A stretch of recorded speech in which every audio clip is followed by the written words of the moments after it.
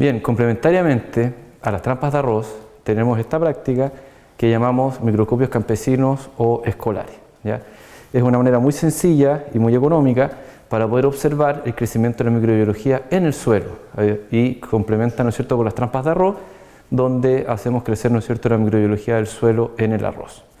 Entonces, todos ustedes habrán jugado en algún momento con tierra y habrán hecho tortitas de barro, ¿eh? Esto se trata de lo mismo, vamos a hacer tortitas de barro, ¿vale? Entonces, primero tenemos nuestra muestra de suelo, la ponemos en una cápsula de Petri y sacamos todas las impurezas mayores, digamos, pedacitos de rama, piedrecitas, sin ponerse fanático porque de todos modos, ¿no es cierto?, en este material vegetal está activa la microbiología y tampoco queremos retirarlo por completo, pero sí lo que más nos moleste.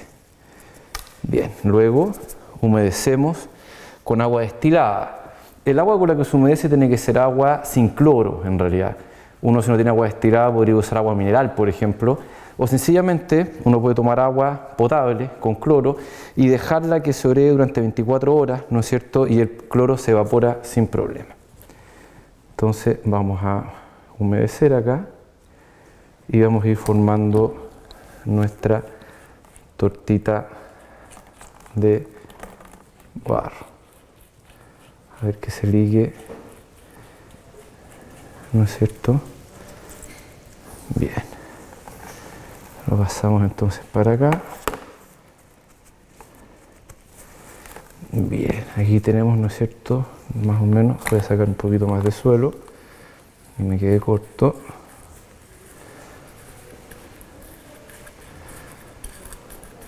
Perfecto. De aquí tenemos, ¿no es cierto?, nuestra tortita de barro. O sea, la hacemos tipo sopaipilla, ¿eh? Luego tomamos, ¿no es cierto?, esta otra cápsula de Petri que ya tengo desinfectada con el alcohol y la ponemos aquí encima. Bien. Ahora me voy a cambiar estos guantes sucios por un par de guantes limpios. ¿Me esperan?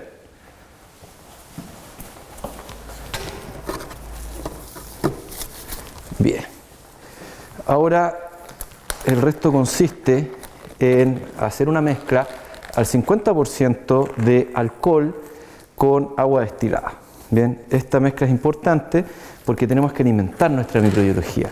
Ahora, el alcohol, cuando se encuentra, ¿no es cierto?, con un 70, un 80, un 90% de pureza, desinfecta. Sin embargo, este mismo alcohol diluido al 50% pasa a ser, ¿no es cierto?, una molécula orgánica que alimenta. Entonces, aquí tengo alcohol al 90%. Vamos a echar, aquí echamos 50 ml de este alcohol, bien, y vamos a echar, ¿no es cierto?, los 50 ml de agua destilada. Bien, entonces mezcla 50% de alcohol y 50% de agua destilada. Se homogeniza. Y lo vamos a pasar ahora a esta otra piseta que está vacía.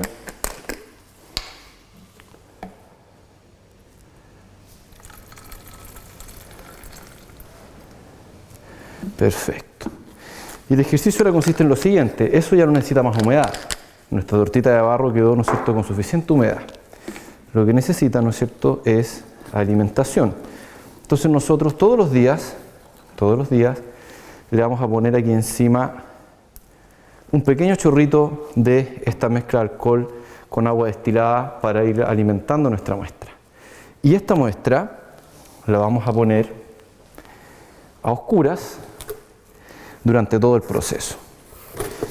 Dependiendo de la temperatura y dependiendo, ¿no es cierto?, de la carga microbiológica que tenga el suelo, esto en 1, 2 o 3 semanas deberían empezar a expresarse, ¿no es cierto?, las colonias de bacterias y de hongos.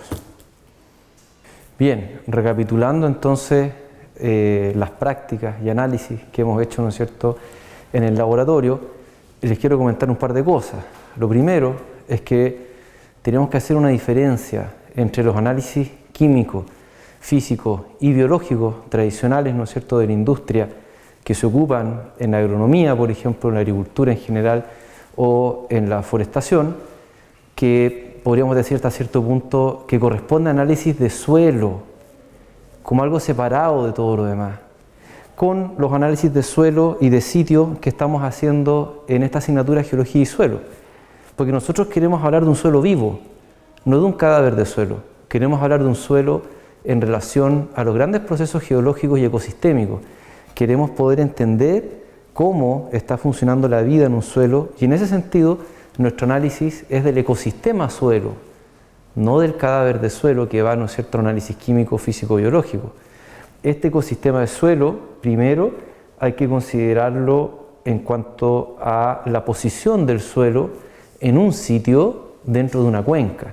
Entonces, lo fundamental para nosotros, cuando partimos, ¿no es cierto?, estas prácticas, hablando de la ficha de registro de la muestra de suelo, es indicar el lugar, indicar, ¿no es cierto?, la posición fisiográfica, la posición en la cuenca, indicar las características del distrito geomorfológico, la pendiente del terreno, y luego, ¿no es cierto?, las características del sitio, que tienen que ver con la textura, profundidad e hidromorfismo, como comentamos en su momento, y por último, la cobertura vegetal y la condición de esa cobertura vegetal.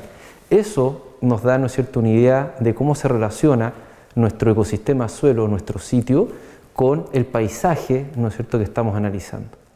Luego hicimos, ¿no es cierto?, las prácticas tendientes a analizar la estructura y la infiltración del suelo.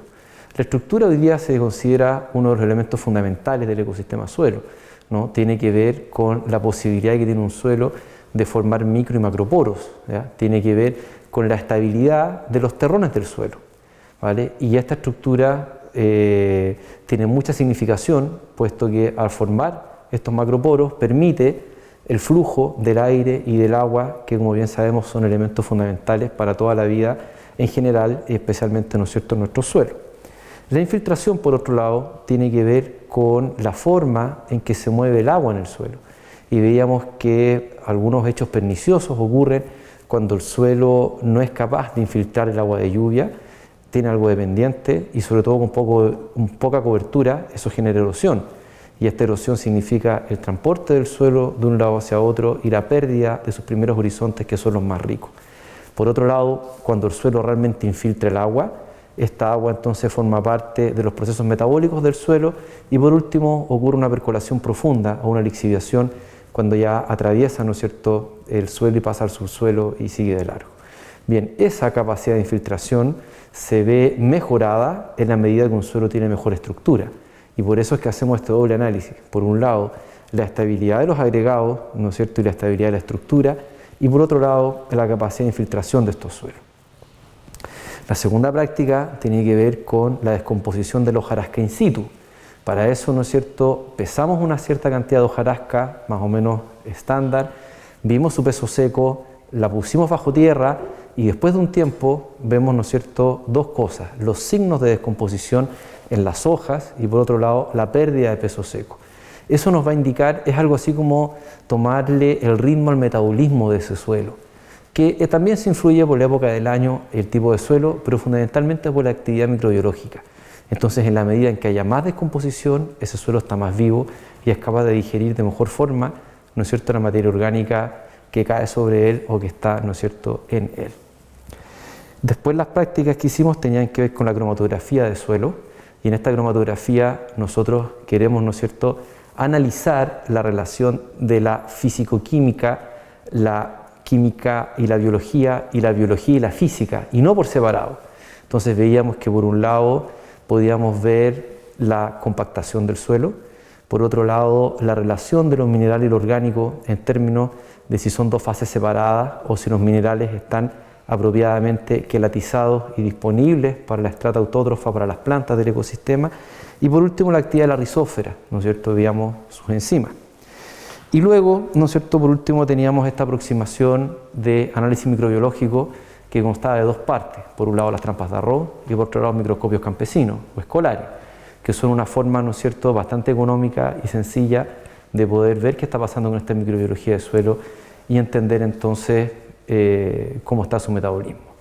Bien, con este set de herramientas sumado al análisis de la condición biológica de suelo y sitio, que, ¿no es cierto?, en su momento hacemos en terreno en esta asignatura, tenemos una visión bastante completa de qué es lo que está sucediendo en un suelo en términos ecológicos, o sea, es un análisis del ecosistema de suelo propiamente tal, de su contexto paisajístico, y luego podemos hacer dos cosas. Por un lado, diagnóstico, ¿no es cierto?, para comprender en qué situación estamos respecto a la situación ideal, y por otro lado, podemos ir haciendo un seguimiento respecto de todas las tecnologías y manejo de restauración de un suelo, por ejemplo, para ir viendo entonces cómo eso va afectando en todos estos análisis o al revés también, ¿no es cierto?, cómo un proceso de desertificación va afectando el ecosistema suelo y va impidiendo, ¿no es cierto?, que este tenga un buen funcionamiento.